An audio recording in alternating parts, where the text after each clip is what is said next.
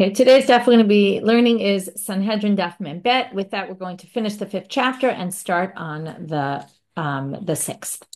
So we're in the middle of the topic of Birkat HaLevana. We'd seen, okay, we'll just go back to the beginning and start with that. We're going to have a lot of topics today. It's going to be, at least for the first half of the daf, when we get to the new chapter, it's going to be mainly one topic. There's a study guide which really starts from the Gemara on the Mishnah in the next chapter. With that, we'll get started. Notice just names. Okay, the first name we're going to meet today is Rabbi Acha Bar Chanina, who said in the name of Rabbi Asi, who said in the name of Rabbi Yochanan, which, by the way, is from Israel. Why am I pointing out his name? Because we're going to see a slew of statements made by him today. So I want you to just point that out, especially we're going to get to one section. You're going to say, what does this have to do with anything? Doesn't really have to do with much, but was said in the name of Rabbi Acha, who quoted Rabbi Asi, who quoted Rabbi Yochanan. So the first thing he says is Ad Kama Mevrachim Al Chodesh. That was at the end of yesterday's daf. We started with this issue of Birkat Levana, what we call Kiddush Levana, which is the blessing we say on the new moon. We already discussed yesterday. There's all sorts of different opinions about it. Also, whether women can say it or not. Women are actually exempt because it's a time-bound mitzvah, but there's actually a debate among the commentaries about whether they are even allowed to say it.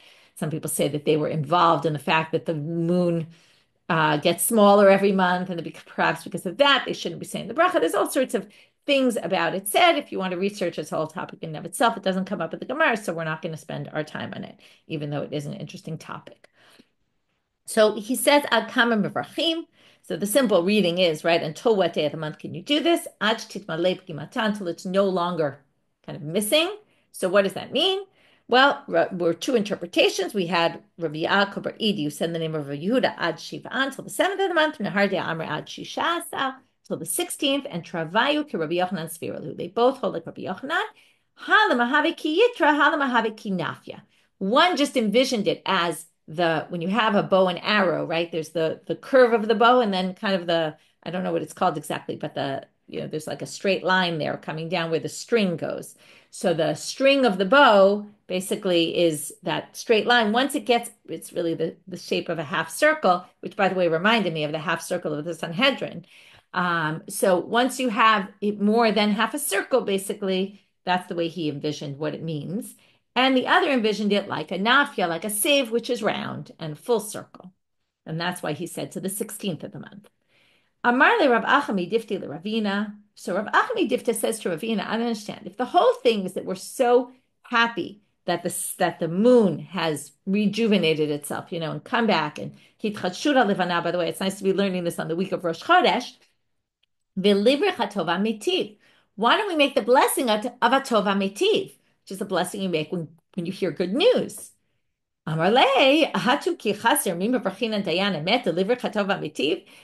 he says something very interesting, which is Hatov HaMitiv usually comes with, the opposite is when things go bad, we say Baruch Dayan Emet. So we don't say that when the moon starts to get smaller, then we say Baruch Hatov HaMitiv when it gets bigger, to which he says, maybe we should say them both. Maybe we should be saying Dayan Emet as it gets smaller and Hatov HaMitiv as it gets larger. So what do we answer? The interesting answer, since this is the typical way, this is just a natural course of events. We don't say Atov Amitiv and Baruch Emet on a natural course of events that's expected, that comes every month, and we know exactly when it's going to come. And we say that on news. News is usually something you weren't expecting, or it didn't, it wasn't. So it was something that kind of happened, and it wasn't what is just part of the normal course of life. Now it's interesting because we say it on death. You could say death is normal course of life, but it's not. It never is expected when it happens. Or good news. So maybe you expect at some point good news is going to happen, but it's not something that yeah, as you're saying, predictable, right? It's just something that comes out of there. Okay, so that's why we don't say Atov Amitiv v'Dayan Emet. Now going back to the same person, Amar Rabbi Acha Bar Chanina, Amar Rabbi Asi, Amar Rabbi Yochanan. Kol mevarech al chodesh b'zmano ki'ilu mekabel pnei shchina. Now they say when you make a blessing on the new moon, it's as if you're greeting the divine presence. What it's saying, it sounds like, is in the hitchadshura levana, the fact that the levana does a rejuvenation every month, it's basically seeing God's hand in nature. K'tiv hacha. Now, how do we get to it's like Pnei Shechina? Because K'tiv hacha, we're now going to get it from a drasha on the pasuk. HaChodesh hazeh, right? This month for you will be the first of the months, and that's where we learn the issue of the new moon and setting the months and all that. Uktiv, deciding when the new moon's going to be, when the new month is going to be. Uktiv hatam ze eli vamveyu. It's a very interesting thing that we're darshaning right now. And yes, in this week's parsha, thank you for reminding me. Ze is a very basic word, but yet we're darshaning it here because ze appears in HaKodesh HaSelachem, and ze eli vamveyu in the next week's parsha appears in B'Shalach in Shirat Hayam. So there, this is God in his glory, and Chodesh Hazeh, we see that God's glory is in the fact that we have new months and the rejuvenation of the moon. Tana debe Rabbi Yishmael. So now there's a braita in the name of Rabbi Yishmael, which again goes to this idea. Umalei lo zachu Yisrael ela lakbil pnei avchem shebashamayim kol chodesh v'chodesh dayam. If that was the only way we had to see God, and that was the way we got to see the presence of God in this world, that would be enough. Right? Just that alone is amazing. Amar Abaye. Abaye says, now I'm going to get some practical halacha that comes out of this. If it's us greeting the Shekhinah, when we say this Berkat Levana, Hilkach Nimrinu Me'umad, we should say it standing up, because right, you would never sit to greet God. That would be an embarrassment. Merema or Merzutra, who were old at the time and were having trouble standing up, how did they do the standing up? They would lean one on the other in order to be able to stand to do the bracha. That's how important it was, that even though they were elderly, they made sure to stand up. Rav Acha now comes to Rav Ashi in Babylonia, and he says to him, B'ma'arava in Israel, Mivarche Baruch Mechadesh Chodashim. The bracha that they say, very simple bracha, Baruch Mechadesh Chodashim. Okay, blessed is God who makes the new months. Amarle, so now be prepared for this line. Rav Ashi says to him, Hai nashidida nami mivarche. Now, this literally means our women say this as well, but that's not what he means. What he means is, okay, first of all, forget about whether women are chayav or not. He's not even talking about women saying the blessing. What he means to say is women who are not learned and, it would be complicated to give them a long version of a bracha, they can say this blessing. Like, this is such an easy, simple thing that even women can say it. But what he's really saying is, right, and he's using women in a derogatory way here, because again, women just meant unlearned people. Even unlearned people could say this, meaning it's such an easy bracha. That's not the way we say it. Now you have to remember, like, things weren't all written down in those days. They didn't have sidurim. So who generally knew, right? The men knew the nusach better. Even not all the men knew it. They used to have chazanim who would say all the words. Not everybody knew everything. What they're saying here is that someone who's not so learned and knowledgeable, like the women, could even say that bracha. That's such a simple version. I can't believe that's what they say in Israel. And wait till you see the mouthful that he thinks you should say, which is actually what we say. So he says, Elakid Rav Yehuda. I do the version like Rav Yehuda, the Amar Rav Yehuda. Rav Yehuda said, this is the version. Baruch asher b'ma'amaro barash chakim, u'baruch piv kol tzva'am. Okay, I'll start translating. This is the God who, with his words, created the heavens.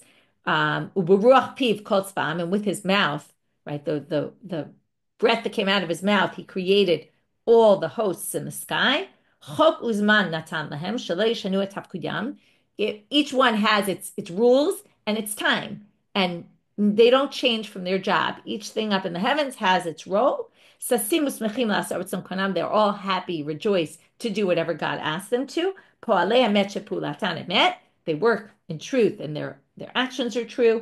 V'lelavana amal. And now we get specifically to the moon. To the moon, he said, Shetitchadesh ateret tiferet lamuse baten, that it should rejuvenate itself for those who live in this world.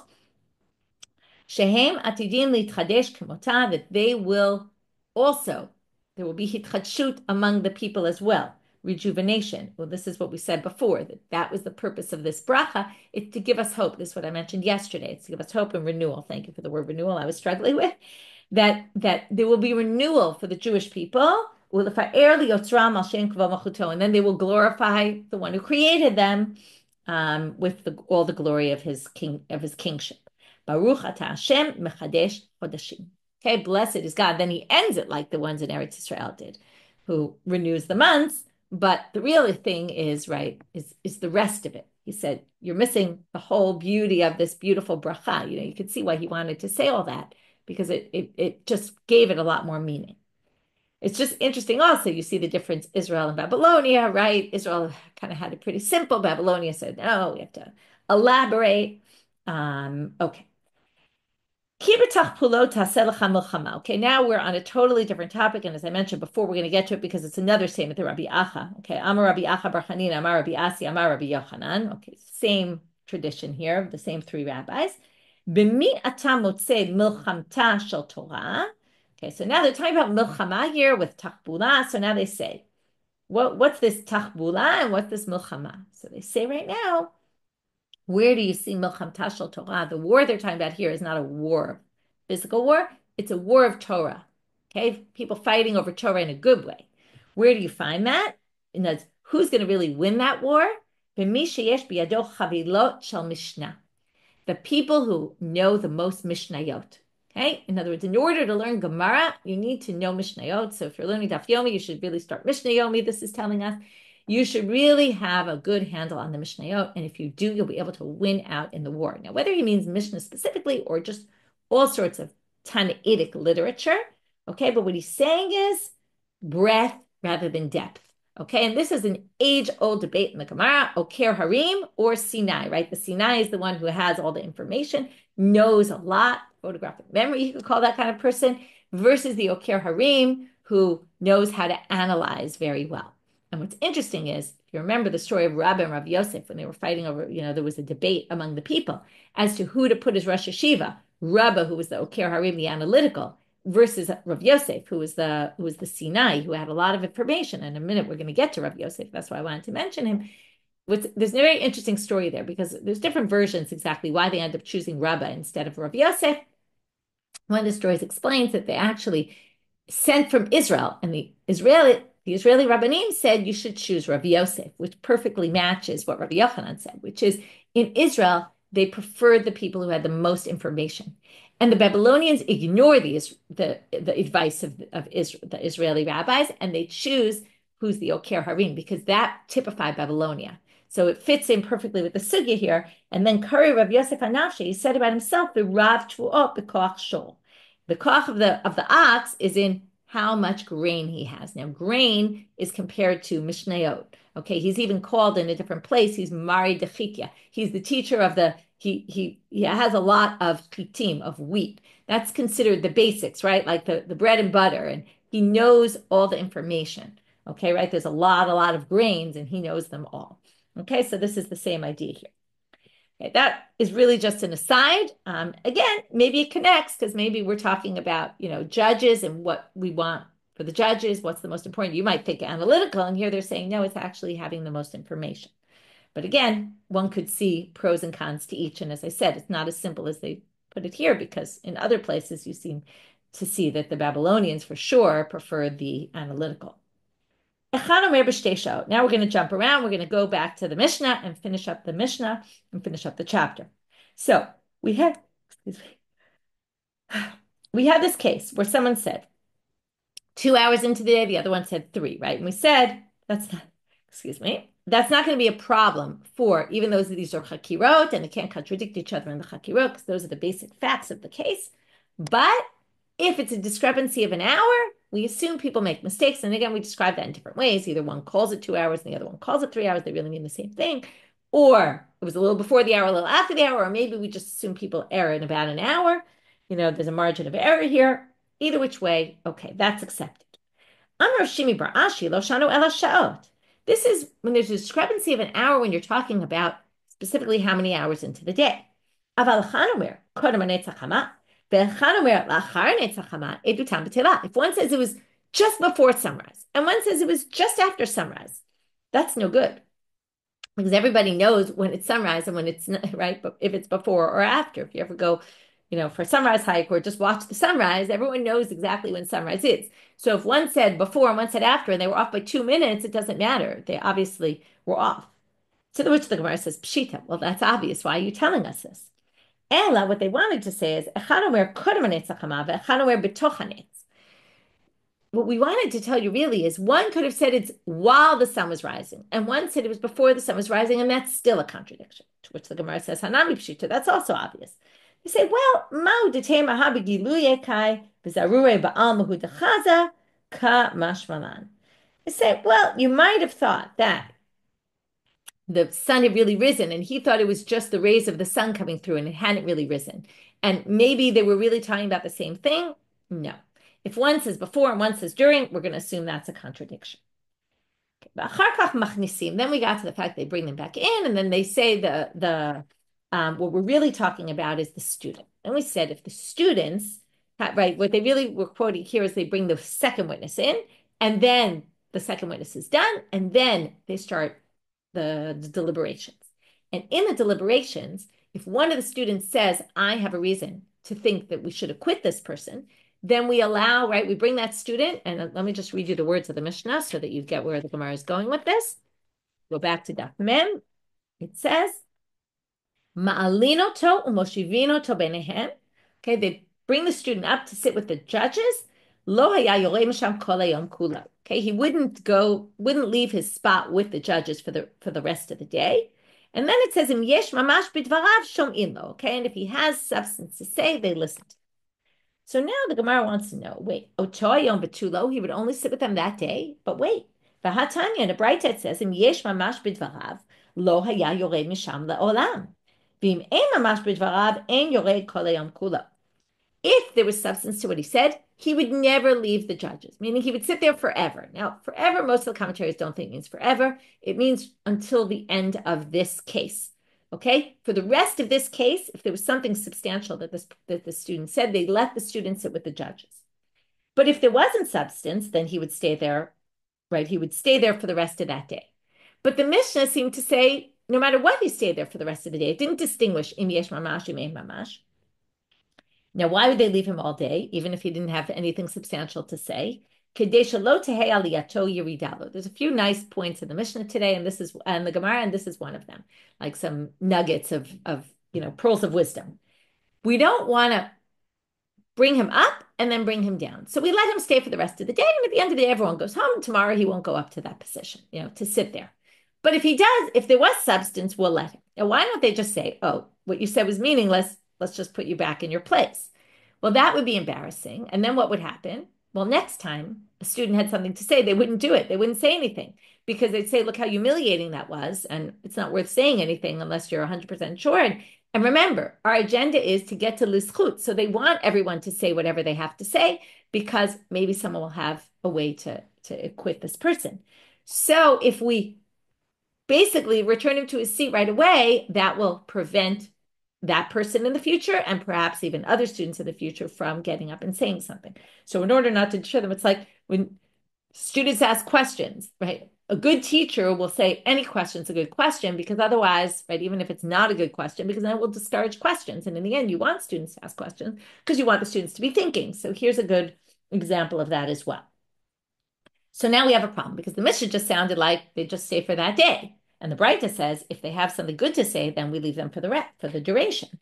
So Amar Abaye, Tirguma im ein mamash bidvarav. So they say, well, really the Mishnah must be talking about the case where ein mamash bidvarav. If there really wasn't anything of substance, then they leave them there all day. But if there was something of substance, then they would stay till the whole deliberation was over. Now, I want to just point out, and that's why I read it to you before like that, because again, it says in the Mishnah, Amar Chamana Talmidim yesh lahem zchut, ma'alim oto moshivim oto benehem. So you sit there, lo ya yorei misham kol hayom kulo, and the next words are im yesh mamash bidvarav. Then, right, if there is shom'in lo, we listen to him. So it makes sense even to say that because the next thing switches to if there was substance to what he said. So it could make sense that before it wasn't. Okay. Next, matzulo zchut. Then it says, right, if really, again, they're just quoting a part. But if they decide to convict, then they continue to deliberate throughout the night and they don't eat a lot of food and they don't drink wine. So now we're going to get to the wine. Yain my time alo, wine not wine. Amar Rabbi Acha bar Chanina, Amar Kra, because of this pasuk. Uli roznim e shechal. What are roznim according to this? Ha'uskim berazo shel olam al yishtakru. E shechar means no wine. So they're saying, or don't get drunk. The people who are occupied in the secrets of the world, roznim comes from razo, which is secrets. And they're saying basically the judges are trying to uncover the secrets of the world, right? This is a person who's on trial. We don't know what the truth is. They're trying to uncover the truth, and they can't be drunk. Makes a lot of sense also, besides whether you have a pasuk or don't have a pasuk. Matz'ulo zchut. So now we had that case where if it was majority of one to acquit, we acquit. If it was majority of one to convict, we don't. And what do? Well, we add two judges and we keep adding two judges till we get to 71. And then when we're at 71, we have 36 mechayvim and 35 mizakim. And we don't have a majority of two to convict, and we don't have a majority of one to acquit. What do? Right? So we said the last line of the Mishnah was we have arguments, right? We try to convince to pull someone over to the other side. And again, the Mishnah was saying to try to pull over to get someone to acquit. But either which way, to get to a majority. Either majority of two to convict or majority of one to acquit. But what they don't discuss is lo ra'u mai. What if they don't end up convincing? Everyone stays in their position, and we now have not a majority to acquit and not a majority to convict. Because again, to convict, you need a majority of two. So you've got 36 to 35 who all want, the 36 want to convict, the 35 want to acquit. What do? Right? Obviously, the Gemara has to fill in what the Mishnah didn't tell you. This is a pretty, could happen. So we let him go out. There's nothing we could do. We have to let him go free. Rabbi Yochanan also said that. Rav Papa, Rav Papa. Okay, wait a minute. If in the end we're going to get to this case where it's 36 to 35 and we're just going to say, listen, we don't have a majority of two to convict, so we're just going to let you go. Lifter Emi Ikara, why didn't they just do that when they were at 12 and 11? Right? Why did you start this whole thing of add two, add two, add two, add two? You could have just ended it. If anyway we could possibly end it like that. Why didn't we end it like that earlier? Amarle, Hachi Amar Rabbi Yochanan, Kadesh Lo Yetzu Mi Beitim or Bavim. They don't want to end up with a beit din that's not clear cut, right? It's not good for the court to throw out a case because they don't know what to do. It looks bad. And this is something that we're going to see a lot, and we've seen already before. We're always concerned with the image of the court because the court is basically the representative of God in this world in terms of, judging and interpreting the halacha. And if people start to say, oh, they don't know what they're doing, they can't even make a decision, it doesn't look good. So we have to make an effort to try to get to some clarity. When we have no choice and we just can't because we've done everything we can, then we let it go. Some people say the diyun was different between Rav Papa and Abaye. Amarle Rav Papa Abaye v'lama liyosifu lifter emi beit din akama. So this question is kind of the same. Why do we add people? Why don't we just? You know what? I think. Sorry. Okay, my mistake. The first version, lifter emi ikara, actually doesn't mean going back to the Yosifu. It doesn't mean going back to the 12 and 11. This version does. My mistake. What he meant was when you get to the stage where there's 36 to 35 to convict, why does the Mishnah say we continue to deliberate between them to try to convince one to go to the other side? At that point, you could have just said, it's 36 to 35, we're letting you go. Here, the question is what I said before. Okay, they're basically the same kind of question. It's just a matter of how far back, right? Does he? In the first version, he didn't even suggest let's not do the whole process of adding. Here, the question is why don't we go back, right, and not even do that process? Rabbi Yossi Kai Kavatech. He says, okay, I don't agree with you, but you should know that there's someone who agrees with your position, and that's Rabbi Yossi. There was a Tannaitic opinion that actually says exactly what you're suggesting. Tanya Rabbi Yossi Omer Kashem she'em mosifim al beitin shel 71, kach em mosifin al beitin shel 23.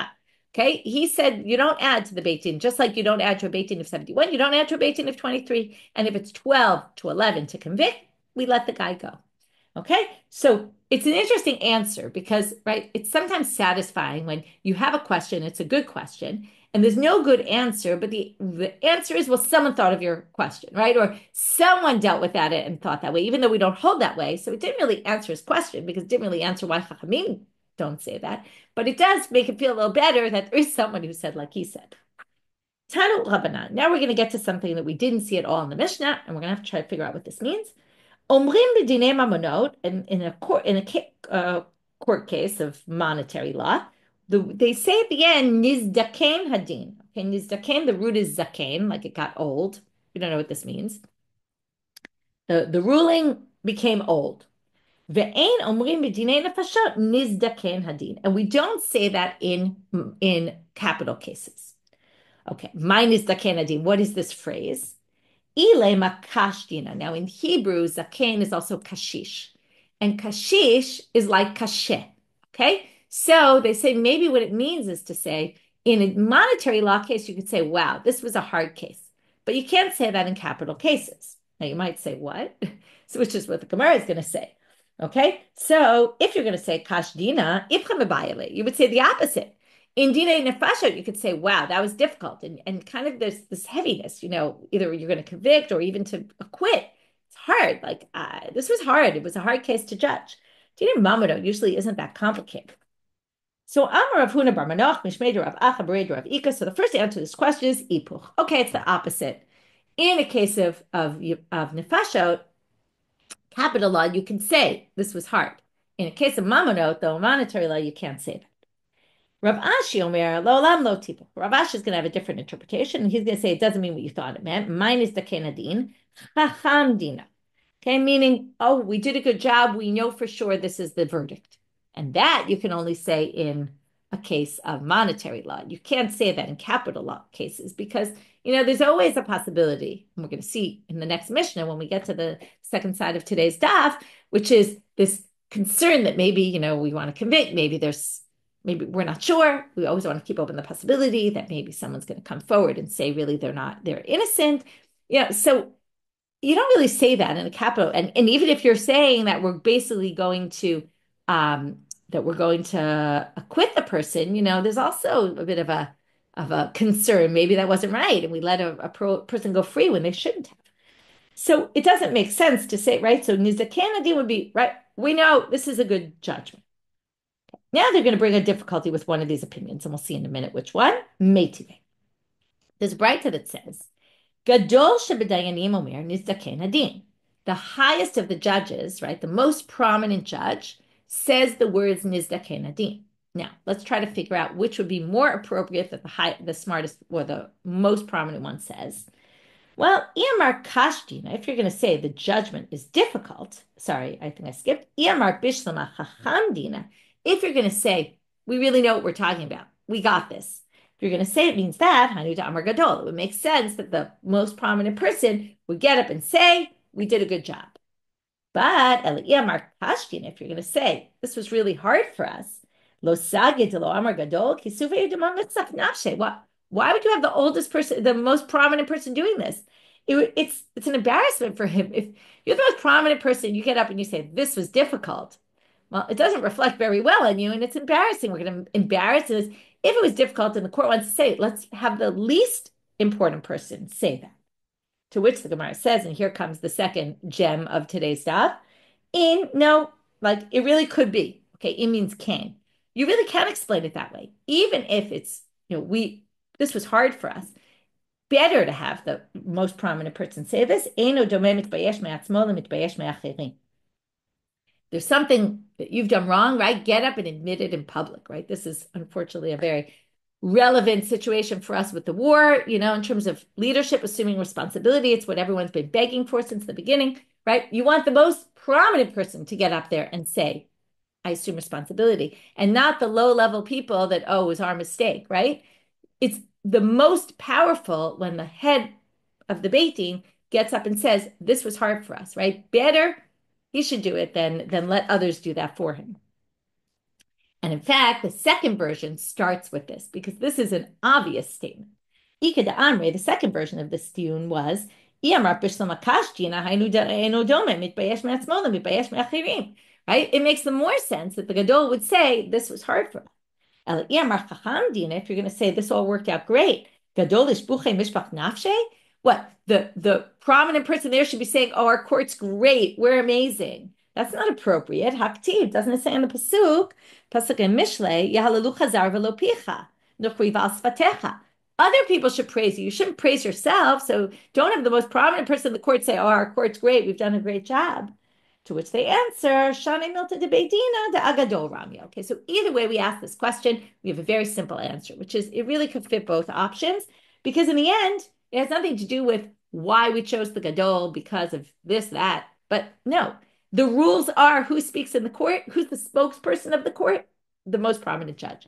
And how do we know that? Kiddushtan, like it says in our Mishnah, Gamruat davar yimachnisinotan, gadol shebedayanim omer ish ploni ata zakai, ish ploni ata chayav. Remember at the end of the judgment, what did the Mishnah say? we bring everybody back in, and then we say, who says it? The most prominent judge gets up and explains them and says the verdict. So therefore, it doesn't matter what nizdaken adi mean. It could mean that this was kasher. It could mean we got it all right. But in the end, right, it's going to be the gadol no matter what. So you can't use the issue of who says it as an indicator for which interpretation is correct and which isn't. Okay, and again, in dinei mamonot or dinei nefashot, one of them you could say it, one of them you can't, and we weren't sure which one. We had two different interpretations. And with that, Hadran alacha yivokim, moving to the next chapter. Maybe now we'll just do a quick summary of this part, and then we'll move to the next part. So what we did in this part of the daf, we finished with Berkava Levana. We talked about the nusach of it. We talked about, why we don't say Atov Amitiv and Baruch Dayan Emet.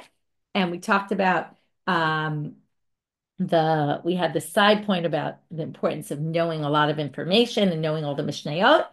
And then we got to the discrepancy of time, saying before and after sunset, or before even and during sunrise or sunset for that matter, would be a contradiction. Why we don't drink, why the judges can't drink wine when they're still deliberating. What we do if we end up with this 37 to 35. And from there, we finished with this other new issue that came up about nizdaken hadin and whether you can or can't say it, in which cases you can, in which cases you can't. We saw two different versions, and we had two different interpretations of what actually it means. Okay, new Mishnah. And for this, when we get to the Gemara, you can look in in the study guide. I'll share my screen also so we can follow inside. Nigmal hadin motziino tolis saklo. Now we're going to start talking about stoning. It's a little interesting. They didn't really give any intro. It just seems like they're saying we finished the judgment, and now we have to give the punishment. And the obvious punishment they start with is skila. It's a good question. Why? So first of all, there's the most discussion in the Torah about it, because there was a case where somebody got stoned in the Torah, the Mekalel, the one who cursed God. There's a whole story about it, and we're going to darshan some of those psukim. Seems like there's the most details also about the skila. Perhaps they started with that, or maybe the more intuitive answer is skila is the more severe of all of them, and they're starting in order of most severe, and that's going to be later. We're going to say who gets stoned, who gets burned, who gets hereg, who gets chenek, okay? And we're going to go through, and that's going to be the order. Now, there happens to be a debate about the order, as we saw, is burning more severe, but the mainstream opinion, right, Rabbi Shimon's the one who has a different opinion, the mainstream opinion is skila is the more severe, so perhaps that's why they're starting with it. So now we get to, okay, we finished the Gemara Din, now we have the Gemara Din. Motziino tolis saklo. And now they take the person out to be stoned. So the first thing we hear before, we're not going to hear yet how they get stoned. We're going to get into all the graphic details coming up of all the different mito beitim. It's going to be very unpleasant. But beit haskila hayachutz the beit hadin. There's now this assumption that there's something called beit haskila, the house where they would stone people, because we're going to learn that they threw them from the house, from a high level, from one of the upper floor of the house, first to kill the person like that. We'll get to the stoning part after. But anyway, let's just put that aside for right now. It's not our topic. But where was this? And that's going to be the main topic right now. Where was this beit haskila? It was chutz lebeitim. Now Rashi says, rachok mi beitim ktsat. Rashi says it sounds like it was a little bit away from the court. Okay, it wasn't right next door. You would think, smartest thing, you have the court, and then right outside are the gallows, if you think of gallows, and in this case, the beit haskila. And then you just, move from one to the other very quickly. In fact, we learned about Inui Hadin. Once you decide, you have to make it happen. So it makes sense that it would be right near. But no, it's far away. Now, how far away? So we're going to get to that in the Gemara. So then they say, why is that? Well, shene'emar hotzei et hamekalel. Okay, I'm going to start bringing the psukim now. I'm going to share my screen and show you the verses in the psukim. So the verses go like this. Vayikra kaf daled pasuk yudaled. Hotzei et hamekalel. Okay, so in the desert, there was a person who cursed God. And the punishment is stoning. Take out the mekalel el michutz lamachaneh. Take him outside the camp. Okay, and then they all go, and the people of the nation stone him. So now we say, so what do you see? It has to be outside. And in a minute, we're going to understand why far away. Now you leave somebody standing by the entrance to the court with a little piece of, I would imagine it was red, okay, noticeable, like a piece of cloth in his hand. In a minute, you'll understand why. Okay, so sudarim biado, okay, the sudar is in his hand. V'sus rachok mimenu kadesh yehei ro'ehu. And then we have someone else on a horse, distance away, but can still see the person holding the sudar. So the person holding this cloth is standing outside the courthouse, and the person on the horse is on the way to the Beit HaSkila, not all the way there, but kind of in between, where he can still see the person who's outside the court. Why do we need this all? Well, somebody comes back to the court and says, wait, I could say something to acquit this person. So he starts waving. The guy standing with the cloth starts waving it to get the attention of the person on the horse. Now you understand why he's on a horse. The person on the horse runs after the people who are already on their way to the Beit HaSkila, maybe even arrived there with the defendant or the convict, and quickly bring him back. Forget about someone coming to the court and saying, wait, I have a reason to acquit. He can even say about himself, or she could say about herself, I have a reason to say that I'm innocent. Even then, we let them go back. Afilu arba v'chamesh pa'amim. This is usually 3 is the magic number, but this is saying more than that even. We can go 4 or 5 times. We can go 100 times. 100 times back and forth because, again, this is our agenda. Try to acquit. But bilvad sheyesh mamash b'dvarav. It can't just be that they are just making something up, but there has to be some substance to their claim. Obviously, not enough substance because if we're doing it 4 or 5 times, obviously the first 4 times wasn't successful. But again, we're going to try every effort we can. So now we're basically understanding that the reason it was distant somewhat from the court was because we wanted to allow a bit of time to elapse to allow for the possibility. So there's a balance here between Inoy Hadim, we want to make it happen quickly. On the other hand, we want to allow a little bit of time to basically allow for someone to come forward and say, wait a minute, I hear you're taking this person out to be killed. I can give you a reason why they should be innocent. So now the Gemara questions this first thing, and especially if you take Rashi, it doesn't sound like it's so far from the court. It was just outside the court, but not so much farther. The Tanya, doesn't it say in a braita, beit haskila hayachutz l'shalosh machanot? It was outside, okay, in the desert, they had this outside, 3 machanot outside. Okay, if you remember in the desert, they camped in a kind of square formation. There was, in the center was the Beit HaMikdash, Machane Shechina. Outside of that, the Levites camped, right, in the square around it. That was the Machane Leviah. Outside that was Machane Israel. The rest of the camp, they were also camped in a square around that.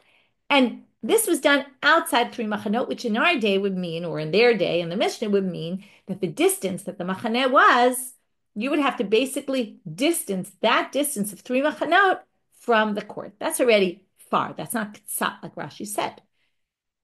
So how do we explain this? To which the Gemara says, and you're right, it was chutz l'shalosh machanot. Now, how we get that, we're going to explain, okay, how we got there. We have no idea how we got to 3 machanot yet. I want to remind you, what did it say? Now, it didn't say chutz to which machaneh, okay? So now they're going to say, in kedekamarta. You're right, the Mishnah does mean like you said. Now, hadakatani hacha, why did it say it like this?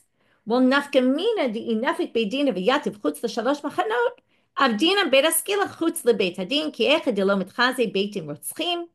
So that's the first answer. We'll explain it, and then we'll go to the second. Why did they say specifically it's outside the beitim? Because yes, it has to be 3 camps distance from the city. But what if for some reason the beitim was outside the city, was already 3 camps distant from the city? Well, then you still have to distance the Beit HaSkila somewhat from the court. And why is that? We don't want the Beit HaSkila. Remember I mentioned before it would be most obvious, have it right outside. We don't want it right outside because we don't want the court to appear like a murderous court. This, again, goes to the whole agenda of the Mishnayot and of the Gemara. We don't want people to come to the court and see, the place where they kill people from. Right? We don't want to make it appear like, oh, this is what we do. We judge you and we kill you.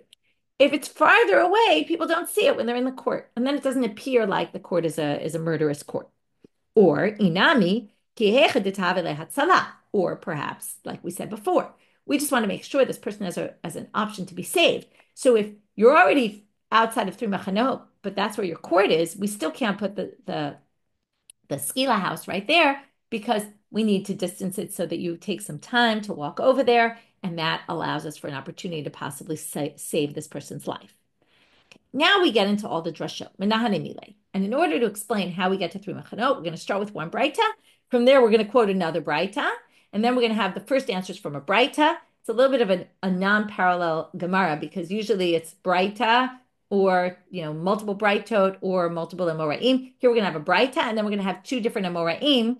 Really, one is a version of the other. We're only going to get to one of them today, but I put them all on your chart. Okay, we're going to have three different versions, but I just want to point out that one is a braita, and here, if you look down here, one is a braita, and one is Rav Papa, and one is Rav Ashi. Okay, so now we have to understand some background before we even start. Okay, our psukim we're going to quote are from Vayikra chapter 4. That's the majority of the psukim, which talk about if somebody sins accidentally. And then we have different characters who sin accidentally, like, for example, the Kohen HaMashiach, the Kohen who was anointed. If he sins, now we're talking about a Kohen who's knowledgeable and is also like a judge or teaches halacha and makes a mistake in terms of teaches the wrong thing and acts upon what he teaches incorrectly, he has to bring a par, it's called the par Kohen HaMashiach.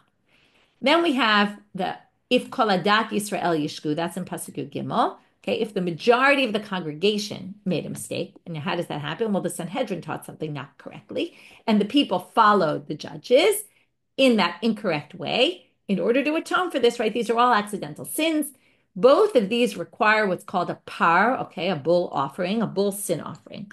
Okay, there's similarities to them. Okay, they're both bull sin offerings. One is the par Kohen Mashiach. One is called the par He'elem Davar Shel Tzibur. When the Tzibur makes a mistake, they don't, at first they don't realize. Then what we do, okay, both these parim, it says, okay, in Pasuk Yud with the first one, it says, "Votziet kol apar el michutz lamachaneh." We take it outside the camp. This is the same language we saw before. Okay, in the second one, it says, firstly, it says on Pasuk Kaf, "V'aseh lapal kasher v'asa lapar kasher asa lapar chata." We do exactly what we did with the previous one. And then it says also, we take that bull also out of the camp. Now, this is a bit of a different than usual. Most sacrifices, what do? We bring it into the temple, right? And we burn the parts on the altar and all that. This part we slaughter in the temple, and we do the sprinkling of the blood not on the regular altar, which is outside the Heichal, but we go into the sanctuary and we do the blood in the inner sanctuary, not the Kodesh Kodeshim, but the Kodesh, in the Heichal, they call it. And it's done on what's called the Mizbach HaKtoret. It was the incense altar. And you do the blood there. And then they would take the bull, the full bull that was slaughtered, dead, and they would take it out of the camp and burn the whole part there. They don't offer it on the altar, okay? They burn it there. So, at least the majority of the part, okay? I'm not going to get into all the details, but that's what we're talking about. Okay, why this is connected, you'll see in a minute. I already told you because it says, it's the same wording. So now the Gemara says, Vahatanya. So this is their question, right? Remember, the beit skila was michutz l'shalosh machanot. So menani mile. Where do we get this from? That the beit skila is michutz l'shalosh machanot. Where do we learn that from? Well, Ditana Rabbanan hotzeh mekalel el michutz lamachaneh chutz l'shalosh machanot. Okay, so the first thing this midrash halacha says is we take the mekalel out michutz lamachaneh, which means outside three camps. So classic midrash halacha. How did you get that from the pasuk? Where'd you get to three? Maybe it's outside of one, right? Which seems to be the simple reading. To which they say, the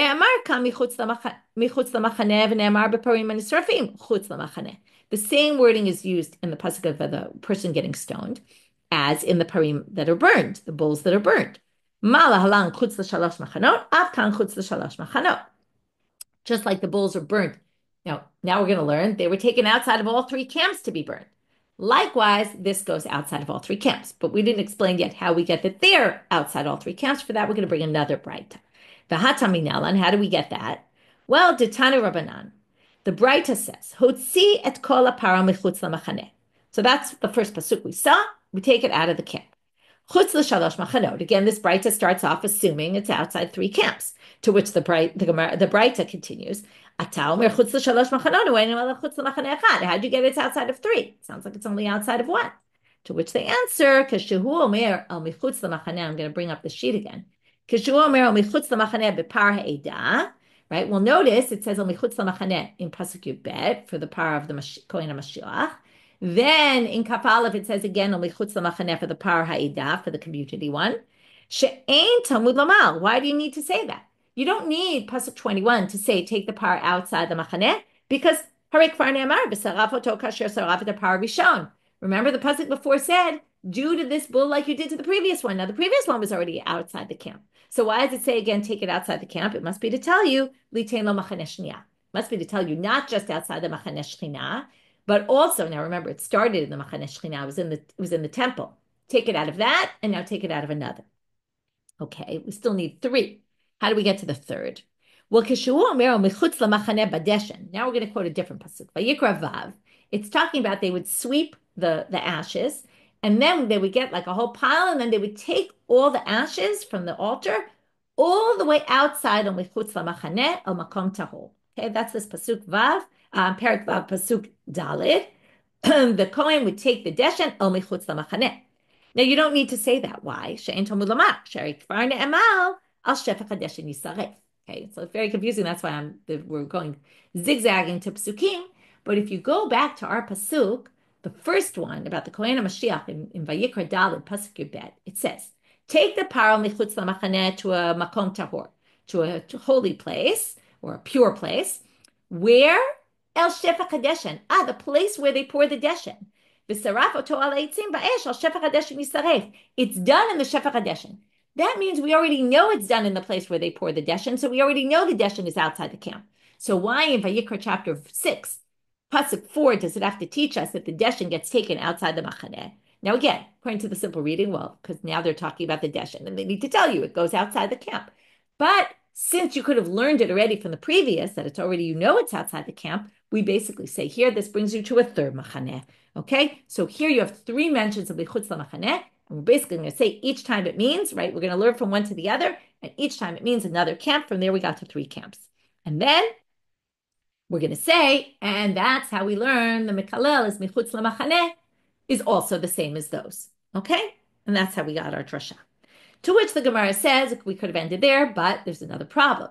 There's one other pasuk that says michutz lamachaneh, and it actually only means one machaneh. What's that pasuk? Vayikra Yud Zayin, pasuk Gimel says, Ish mi beit Yisrael sheyishchat shor kesef o ez b'machaneh. If you slaughter a sacrifice in the camp, or sheyishchat michutz lamachaneh, or outside the camp, vel petach ol moed lo hivio, you didn't bring it to ol moed, which means what is michutz lamachaneh there? Anywhere outside ol moed. Has to be in the Mishkan, the korbanot. If you do, this is called shchutei chutz. If you sacrifice a korban outside the temple, you're not allowed to do that. So, v'leilach mishchutei chutz, malalan chutz l'machaneh echad, avkan chutz l'machaneh echad. You might say, right, michutz l'machaneh, let's learn it from there. To which they answer, mistaber mi parim anisrafim havale l'meila. Better to learn it from the parim. Why is that? Because sheken, hotzeh o michutz l'machaneh.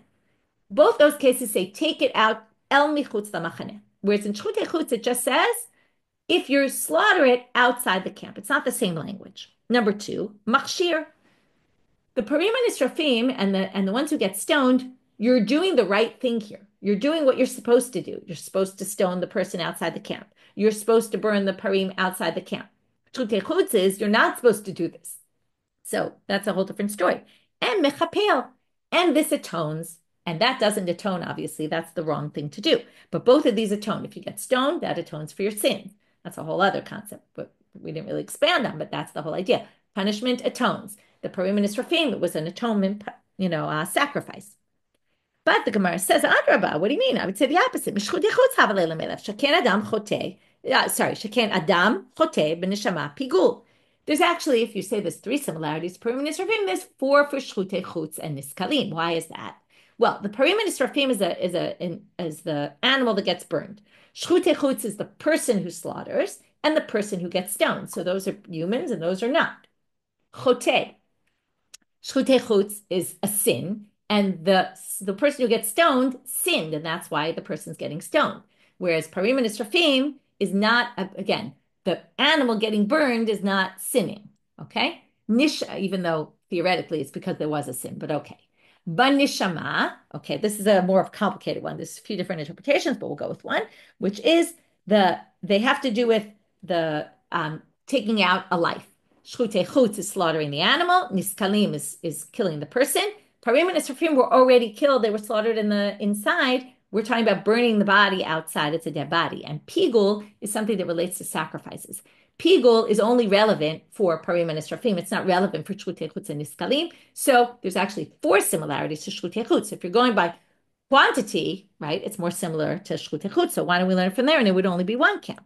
To which they answer, machshir mi machshir adifle. We'd rather learn machshir from machshir. Now, the shluchei chutz is you shouldn't do this, and those two are this is what you should do. So better to learn it from there. It's quality, not quantity. Okay, Rav Papa, we'll finish with Rav Papa. Rav Papa Amar Moshe, he's going to give a different explanation. It's not because we learn it from the Parim and Israfim, but Rav Papa Amar Moshe Hechavayati b'machane Leviyah. He's going to learn from the psukim themselves. It says, take out the mekalel michutz lamachane. Okay, where's Moshe? He's in the camp, right? So he's in the machane Leviyah. So take it out of 1 camp, right? That's chutz lamachane Leviyah. That's machane Israel.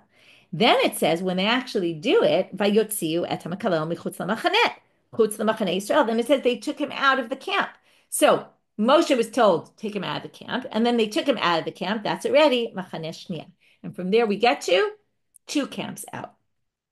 To which the Gemara is going to ask, but wait, that pasuk about the people doing it is just to tell you that they actually did what they were told to do. You can't darshan that. And with that question, we're left. And that's why we're going to see Rav Ashi tomorrow. So we'll end with that question. So what did we do in the second part of the daf? Basically, very simple. We talked about this beit skila, that it's outside the camp. And then we had to darshan. How do we know it's outside the camp? Either we learn from the parim and israfim, or we learn from the psukim themselves about the kalel who actually gets stoned. And we had the different ways of learning it. And we ended with a question. We will get back to this tomorrow. Wishing everyone a good day. And shnishma b'sarot tovot.